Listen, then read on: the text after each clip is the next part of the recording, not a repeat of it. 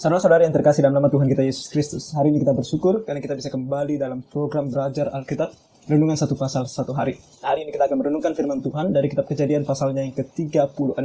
Hari ini kita akan membaca begitu banyak nama, dan ini dari keturunan Esau. Kita akan melihat apa yang bisa kita pelajari dan bahkan kita renungkan dari begitu banyak nama yang akan kita baca di sini. Jadi sebelum kita mendengarkan firman Tuhan ini, mari kita menyanyikan satu pujian dari KPPK nomor 222, Ku Percaya Pada Yesus. Ku percaya pada Yesus dan firman-Nya yang kekal. Ku bersandarkan janji-Nya, turut sabda yang mulia. Yesus, Yesus, ku percaya selamanya setia. Yesus, Yesus, indah mulia, oh tambahlah imanku. Ku percaya pada Yesus, rela sangkal diriku, hanya mendapatkan Yesus, bahagialah hidupku. Yesus, Yesus, ku percaya selamanya setia. Yesus, Yesus, indah mulia, oh tambahlah imanku. Tuhan Yesus selalu setia kepada kita. Dia tidak akan pernah meninggalkan kita. Dia tidak akan pernah jauh daripada kita kalau kita percaya kepadanya. Nah, apa yang akan kita baca di saat ini adalah perwujudan daripada kesetiaan daripada Tuhan. Kenapa kita katakan kesetiaan daripada Tuhan? Karena Tuhan sudah berjanji kepada Abraham. Janji Tuhan kepada Abraham adalah bahwa keturunannya akan menjadi sangat banyak. Keturunannya adalah Ishak, dan kemudian cucunya adalah Esau dan Yakub. Dan Tuhan bahkan memanjangkan berkatnya ini bukan hanya kepada keturunannya yang dari Ishak. Kita tahu dari Ismail juga Tuhan memberkati Ismail sehingga bertambah banyak anak-anak Ismail. Dan kemudian juga bukan hanya kepada Yakub, tetapi Esau juga diberkati oleh Tuhan oleh banyak keturunan. Sebab mereka masih di antara dari keluarga Abraham, keturunan dari Abraham. Tuhan berjanji bahwa Abraham akan menjadi bangsa yang besar, atau keturunan Abraham akan menjadi sangat banyak. Tidak akan terhitung seperti jumlah pasir di pantai dan juga seperti bintang di langit. Begitulah banyaknya keturunan daripada Abraham. Dan di sini Tuhan bahkan memenuhi janjinya tersebut kepada Abraham melalui Esau. Kita akan melihat di sini banyak sekali nama, dan kita akan membagi dalam beberapa poin tentang siapa-siapa saja yang dituliskan di dalam ayat ini. Jangan kita men-skipnya, sebab banyak sekali pelajaran yang bisa kita ambil dari apa yang akan kita baca ini. Ayat yang pertama. Inilah keturunan Esau, yaitu Edom. Nah, di dalam Alkitab, setelah nantinya bangsa Israel menjadi sebuah bangsa, ada nanti sebuah bangsa lain yang disebut sebagai Edom, bangsa Edom. Nah, ketika kita membaca nantinya ada sebuah bangsa Edom, kita jangan terkejut lagi. Karena kita tahu sekarang bahwa bangsa Edom ini adalah keturunan daripada Esau. Dan mereka, Edom ini atau bangsa Edom ini tinggal di daerah tenggara daripada Laut Mati. Dan Esau mengambil perempuan-perempuan Kanaan menjadi istrinya, yakni Ada, anak Elon orang Het, dan Oholibama, anak Ana, anak Zibeon orang Hewi. Nah, di sini kita melihat ada dua nama daripada istri Esau. Dan kalau kita kembali di pasal 26 ayat yang ke-34, ternyata dua nama ini berbeda. Sebab pasal 26 ayat 34 berkata di sana, ketika Esau telah berumur 40 tahun, ia mengambil Yudit, anak Beeri orang Het. Yudit namanya. Orang Het itu namanya Yudit. Sedangkan orang Het itu namanya Basmat, dan Basmat anak Elon orang Het menjadi istrinya. Tapi di sini dikatakan bahwa yang pertama yaitu orang Het itu namanya Ada, sedangkan orang Hewi namanya Oholibama. Lalu mana yang benar? Nah, kita tidak perlu khawatir, kita tidak perlu berkata bahwa Alkitab mengandung kesalahan, yaitu salah menuliskan nama orang, tidak. Tetapi kita harus mengerti budaya mereka pada saat itu. Budaya mereka adalah di mana seorang perempuan setelah menikah akan diberikan nama yang lain. Dia bukan hanya nama dari orang tuanya yang dia miliki, tapi dia juga akan diberikan nama ketika dia menikah. Sama seperti salah satu suku yang ada di Indonesia, itu suku Nias. Anak perempuan orang Nias ketika dia menikah, dia akan diberikan nama. Jadi kalau ada orang Nias yang menonton video ini atau perenungan ini, pasti mereka sangat mengerti. Ada anak perempuan mereka akan diberikan nama yang lain setelah mereka menikah. Sama halnya dengan ini. Oke, jadi Oholibama atau juga ada itu nama yang lain diberikan kepada mereka setelah mereka menikah. Dan itu yang dituliskan di sini. Ayat 3, dan Basmat anak Ismail adik Nebayot. Jadi ingat bahwa setelah nanti Esau melihat bahwa orang tuanya tidak suka dengan orang-orang Kanaan atau ya orang-orang Kanaan yang dia ambil jadi istrinya, dan menyuruh Yakub untuk pergi untuk mencari istri di Padan Aram, dia mengambil anak dari keturunan Ismail. Dan di sini disebutkan namanya Basmat. Ayat 4. Ada melahirkan Elifaz bagi Esau, dan Basmat melahirkan Rehuel, dan Oholibama melahirkan Yeush, Yaelam, dan Korah. Itulah anak-anak Esau yang lahir baginya di tanah Kanaan. Atau kita lihat dari ayat 1 sampai 5. Dan nantinya dari ayat 6 sampai 8, ayat 1 sampai 8 ini tentang ada 3 istri yang dimiliki oleh Esau, dan dia akan memiliki 5 orang anak laki-laki dari hasil pernikahan ini. Esau membawa istri-istrinya, anak-anaknya lelaki dan perempuan, dan semua orang ada di rumahnya, ternaknya, segala hewannya, dan segala harta bendanya yang telah diperolehnya di tanah Kanaan. Lalu pergilah ia ke negeri lain, dan ia meninggalkan Yakub adiknya itu.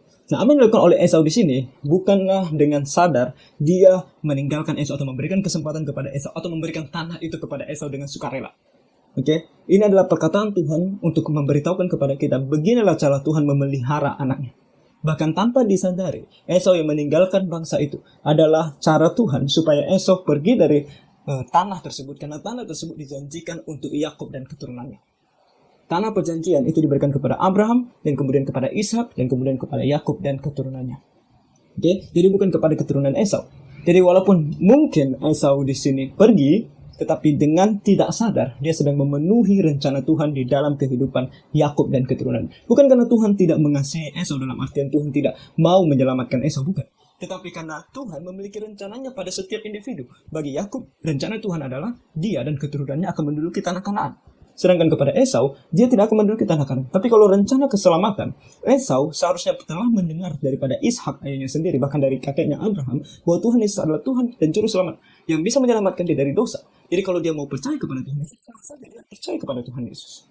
Oke, jadi ini masalah bagaimana Tuhan memanggil atau memakai setiap kita, setiap individu di dalam dunia ini. Dan ketika Tuhan mau memakai kita dengan cara yang seperti ini, maka Tuhan akan menjadikan cara itu terjadi. Sama seperti kepada Yakub dan keturunannya, cara Tuhan adalah memakai mereka dengan menduduki tanah itu, dan dari tanah itu nanti mereka akan menjadi sebuah bangsa yang akan menjadi saksi bagi bangsa lain. Dan Tuhan menjadikan itu harus terjadi dengan Esau harus pergi dari bangsa tersebut atau tanah tersebut. Ayat 7. Sebab harta milik mereka terlalu banyak sehingga mereka tidak dapat tinggal bersama-sama, dan negeri penumpangan mereka tidak dapat memuat mereka karena banyaknya ternak mereka itu. Jadi bukan didasarkan karena Esau percaya bahwa Tuhan mau Yakub yang menduduki tanah tersebut. Bukan karena dia mengasihi Yakub. Kita tahu sifatnya Esau. Bagaimana dia tidak begitu menyukai Yakub dalam artian dia bukan seorang yang bisa merelakan semuanya ini, dan dia begitu ingin yang namanya harta. Tapi dia menganggap mungkin karena pada saat itu di tanah Kanaan itu bukan hanya keluarga mereka yang ada, melainkan juga begitu banyak bangsa lain yang ada di tanah itu, dan dia tidak mau bentrok dengan mereka. Dia mungkin melihat tanah Edom, yaitu yang di sebelah tenggara dari Laut Mati, yang mungkin belum banyak penduduknya, sehingga dia pergi ke sana, sehingga dia bisa memelihara ternak dan segala yang ia punyai di sana tanpa terkendala apapun.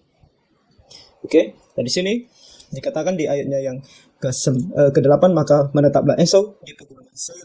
Esau itulah Edom. Kembali dijelaskan di sini bahwa Esau itulah Edom. Nama yang diberikan Tuhan kepada Esau. Edom artinya yang merah. Ingat bagaimana dia memakan yang merah-merah atau kacang merah yang dimasak oleh Yakub. Ayat 9. Inilah keturunan Esau, bapa orang Edom di pegunungan Seir.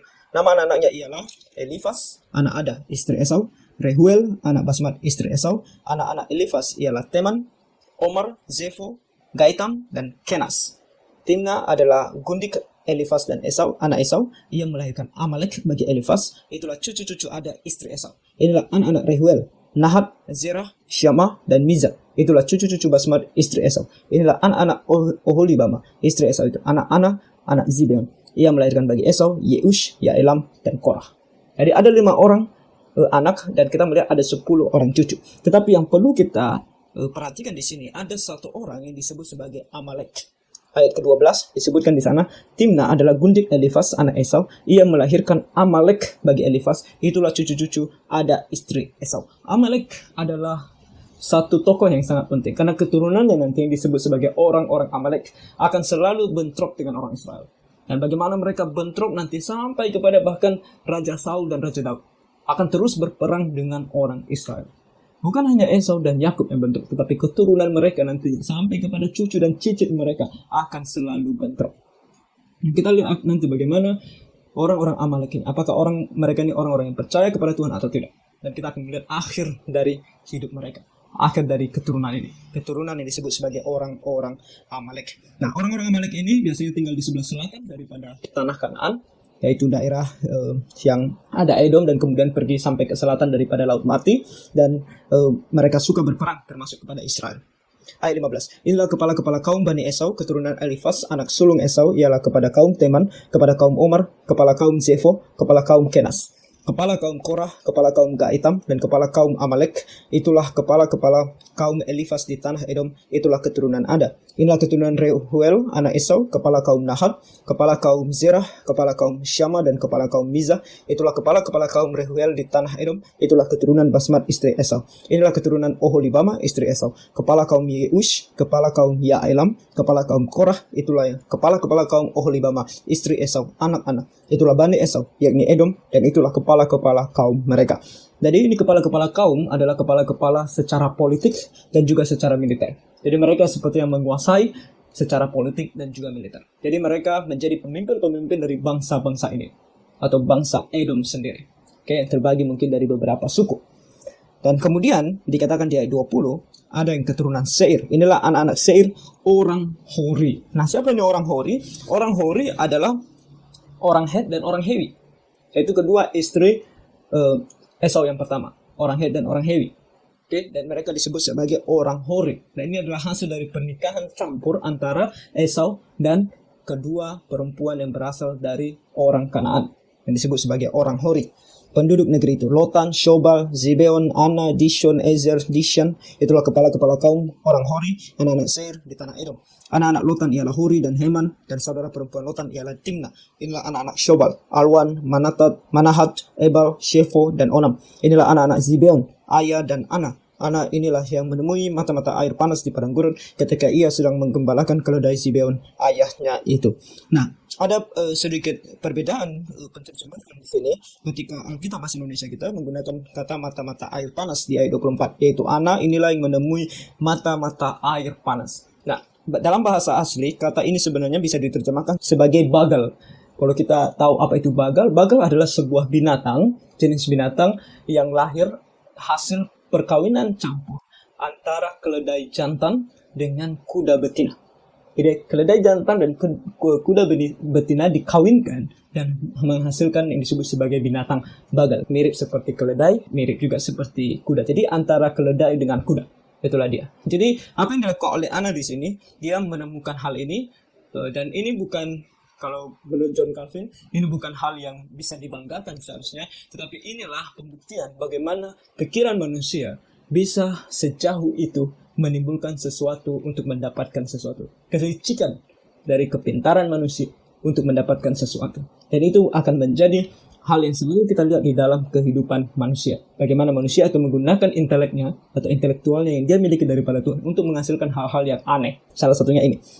Oke, dan ketika ia sedang ayat 25, inilah anak-anak Ana, Dishon, dan Oholibama, anak perempuan Ana. Inilah anak-anak Dishon, Hemdan, Eshiban, Yitran, dan Keran. Inilah anak-anak Ezer, Bilhan, Zaawan, dan Akan. Inilah anak-anak Dishan, Uz, dan Aran. Itulah kepala-kepala kaum orang Huri, kepala kaum Lotan, kepala kaum Shobal, kepala kaum Zibeon, kepala kaum Ana, kepala kaum Dishon, kepala kaum Ezer, dan kepala kaum Dishan. Itulah kepala-kepala kaum orang Huri, kaum demi kaum di tanah Seir. Jadi inilah keturunan dari hasil pernikahan campur Esau dengan dua orang Het dan Hewi.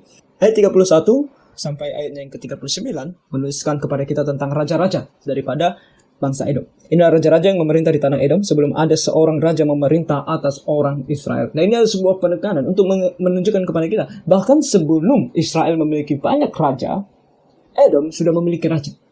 Oke, dan di sini kita akan melihat bagaimana Tuhan memenuhi janjinya kepada Abraham, dan bagaimana nantinya kita lihat bangsa Edom ini di hadapan Tuhan dan apa yang akan terjadi dengan mereka. Walaupun di sini seolah-olah mereka sepertinya lebih besar daripada bangsa Israel. Dan ini juga membuat kita mengerti betapa besarnya kuasa Allah ketika nantinya bangsa Israel keluar dari tanah Mesir dan masuk ke tanah Kanaan. Dan mereka akan menghadapi orang Edom, orang Amalek. Mereka akan menghadapi mereka. Dan bagaimana Tuhan akan menolong bangsa Israel yang belum memiliki tentara, yang terdiri dari orang-orang biasa, bisa mengalahkan bangsa-bangsa ini, yang bahkan sebelum Israel mempunyai raja, mereka sudah mempunyai raja. Jadi apa yang dituliskan oleh Tuhan di sini sangat penting, supaya kita nanti tahu konteksnya di masa yang akan datang ketika Tuhan berbicara hubungan antara Israel dengan bangsa-bangsa ini, sehingga kita bisa melihat kebesaran, kemahakuasaan Allah dan kesetiaan Allah kepada anak-anaknya yang percaya kepadanya, dan bagaimana Allah sendiri akan menghukum orang-orang yang tidak percaya kepadanya. Oke, nah di sini di ayat 31 dikatakan ayat 32, di Edom yang memerintah ialah Bela bin Beor dan kotanya bernama Dinhaba. Setelah Bela mati, Yobab bin Zerah dari Bozrah menjadi raja menggantikan dia. Setelah Yobab mati, Husyam dari negeri orang Teman menjadi raja menggantikan dia. Setelah Husyam mati, Hadad bin Bedad menjadi raja menggantikan dia. Dia yang memukul kalah orang Midian di daerah Moab dan kotanya bernama Awit. Setelah Hadad mati, Samla dan Masreka menjadi raja menggantikan dia. Setelah Samla mati, Saul dari Rehobot yang di pinggir sungai menjadi raja menggantikan dia. Setelah Saul mati, Baal-Hanan bin Akhbor menjadi raja menggantikan dia. Setelah Baal-Hanan bin Akhbor mati, Hadar menjadi raja menggantikan dia. Kotanya bernama Pahu dan istrinya bernama Mehetabel binti Matred binti Mezahab. Nah, apa yang kita lihat di sini?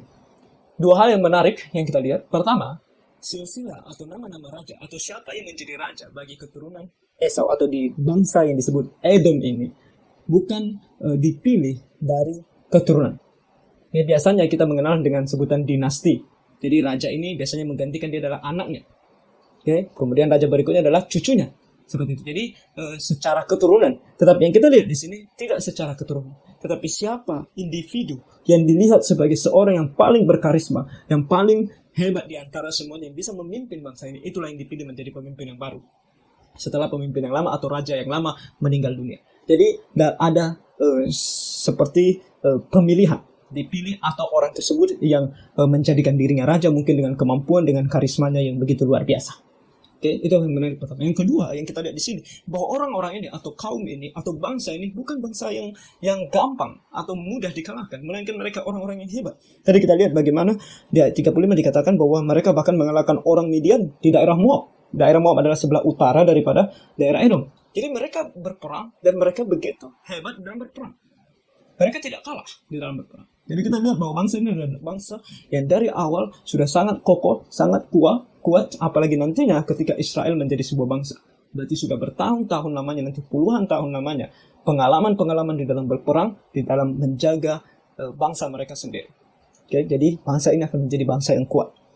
Ayat 40. Inilah nama kepala-kepala kaum Esau menurut kaum dan tempat mereka, dengan nama mereka masing-masing: kepala kaum Timnah, kepala kaum Alwah, kepala kaum Yetet, kepala kaum Oholibama, kepala kaum Elah, kepala kaum Pinun, kepala kaum Kenas, kepala kaum Teman, kepala kaum Midzar, kepala kaum Magdiel, dan kepala kaum Iram. Itulah kepala-kepala kaum Edom menurut tempat kediaman mereka di tanah milik mereka. Edom ialah Esau, bapa orang Edom. Kembali diperjelas kepada kita bahwa nantinya ketika kita membaca tentang bangsa Edom yang kemudian berperang dengan bangsa Israel, kita tidak perlu bertanya orang-orangnya dari mana. Mereka adalah keturunan Esau. Dan dari apa yang kita lihat di sini, sampai ayat 40 sampai 43 yang menceritakan kepada kita tentang list atau nama-nama terakhir dari para kepala suku atau kepala-kepala kaum daripada bangsa ini. Kita melihat ini bukan bangsa sembarang. Ini adalah bangsa yang besar, yang memiliki banyak kepala suku, kepala kaum, yang memiliki banyak raja, dan kekuatannya luar biasa sampai mereka bisa mengalahkan orang Midian. Dan pengalaman mereka bertahun-tahun sampai nantinya Raja Israel atau Israel menjadi sebuah bangsa. Dan apa yang kita lihat di sini adalah begitu besarnya kesetiaan Tuhan kepada janjinya. Janjinya kepada Abraham bahwa keturunannya akan menjadi seperti pasir di laut dan bintang di langit. Tuhan pelan-pelan, tahap demi tahap, dia memegang janjinya dan pasti akan terjadi. Dan apa yang kedua yang kita lihat di sini? Kebesaran nama, kekuatan secara fisik. Tidak ada apa-apanya di hadapan Tuhan. Kalau kita tidak percaya kepada Tuhan, pada akhirnya kita akan musnah. Kenapa saya katakan itu? Karena di sini kita melihat kebesaran dari sebuah bangsa yang disebut Edom. Tadi kita sudah membaca begitu banyak nama, begitu banyak kepala kaum, begitu banyak raja. Bahkan sebelum Israel menjadi sebuah bangsa. Tetapi ini adalah bangsa-bangsa. Ini adalah kaum-kaum yang tidak percaya kepada Tuhan. Yang nantinya akan memusuhi umatnya Tuhan, bangsa Israel. Dan ketika mereka tidak mau percaya kepada Tuhan dan memusuhi bangsa Israel, meskipun bangsa Israel baru menjadi sebuah bangsa, belum kokoh kalau dikatakan secara jasmani, tetapi ketika mereka berperang melawan bangsa Israel, mereka akan kalah dan musnah. Saudara-saudara, kalau ada di antara kita yang mengatakan Tuhan itu tidak ada, kita bisa mengatakannya sekarang. Katakan saja Tuhan itu tidak ada. Meskipun firman Tuhan sudah memberitahukan kepada kita bahwa Tuhan itu ada, dan kita terus bilang Tuhan itu tidak ada, Tuhan itu tidak ada, aku tidak mau percaya kepada Tuhan. Pada akhirnya, saudara-saudara, bukan kita yang menang, yang terjadi dengan kita adalah kekalahan, kemusnahan, kehancuran, penghukuman. Ketika Tuhan katakan bahwa ada api neraka. Ketika Tuhan katakan setiap orang yang berdosa yang tidak percaya kepadanya akan dilemparkan ke dalam api neraka, dia akan lakukan. Dia adalah Allah yang setia dengan perkataannya, dan dia adalah Allah yang maha kuasa. Tidak ada yang satu orang pun manusia yang bisa melawan dia. Bahkan ketika digabungkan seluruh manusia di dalam dunia ini tidak bisa mengalahkan Tuhan. Tetapi apa yang akan Tuhan lakukan kepada mereka yang percaya kepadanya? Meskipun mereka lemah, meskipun mereka kecil, tidak banyak, tetapi karena mereka mengasihi Tuhan, percaya kepada Tuhan, mereka berdoa, mereka minta petunjuk daripada Tuhan, meminta pertolongan daripada Tuhan, dan sungguh-sungguh menerima Tuhan sebagai Tuhan dan Juru Selamat mereka. Tuhan ada bersama dengan mereka, Tuhan melindungi mereka, Tuhan menolong mereka dan memberikan mereka kemenangan. Dan yang terlebih pada akhirnya, Tuhan mengatakan ada surga, dan surga itu ada. Karena Tuhan yang mengatakan, dia mengatakan dia akan membawa setiap anak yang percaya kepadanya ke surga. Jadi kita bisa memilih. Kita melihat di sini apa yang Tuhan tuliskan dalam, dan kita akan melihat bagaimana Tuhan akan menubuatkan tentang bangsa-bangsa ini. Dan kita melihat dalam sejarah apa yang terjadi dengan mereka. Setiap perkataan Tuhan di dalam firman-Nya pasti akan terjadi. Tuhan katakan kepada Abraham, keturunanmu akan menjadi seperti pasir di langit dan bintang pasir di laut dan bintang di langit. Dan itu kita lihat terjadi. Jadi setiap perkataan Tuhan terjadi. Penghukuman pasti terjadi. Pemberian Tuhan, kehidupan yang kekal juga pasti akan terjadi. Sekarang kita yang mendengar, mari kita memilih. Kita memilih apa? Mau kehidupan yang kekal dengan percaya kepada Tuhan Yesus sebagai Tuhan dan Juru Selamat pribadi kita, atau penghukuman di dalam api neraka selamanya dengan menolak Tuhan Yesus Sang Juru Selamat. Pilihan ada di tangan kita. Kiranya Tuhan menolong kita sehingga kita tidak menjadi seperti bangsa Edom yang kelihatannya besar, yang kelihatannya sangat kuat, tapi pada akhirnya musnah hanya oleh ketidakpercayaan. Sehingga Tuhan menolong kita semua. Tuhan memberkati.